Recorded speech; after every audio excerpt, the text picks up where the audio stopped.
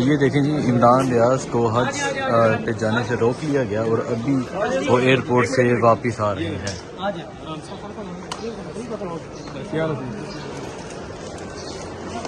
इमरान रियाज को हज पे जाने से रोक लिया गया, FIA ने रोका और अभी वो एयरपोर्ट से वापस निकल आए हैं और अब एयरपोर्ट से वापस आ रहे हैं इमरान रियाज खान। शाहिद अटक भी उनके साथ मौजूद थे, सुहेल खान भी मौजूद थे और आप देख सकते हैं कि कोर्ट के आर्डर को रद्द कर दिया गया।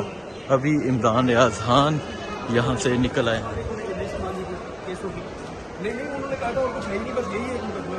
और इससे पहले हमारा हाई कोर्ट ने सारे मुकदमे मांगे थे। अच्छा ये मुकदमा है लेकिन ये खत्म हो गया, इसमें तो जमानत कंफर्म हो गई है। चलो और अभी इमरान रियाज खान यहाँ से निकल रहे हैं हज पे जाने के लिए। इमरान रियाज यहाँ से निकले थे लेकिन उन्हें रोक लिया गया। शाहिद अटक भी मौजूद थे, तो शाहिद अटक से बात करते हैं, सुहेल खान से बात करते हैं कि वो क्या कहते हैं।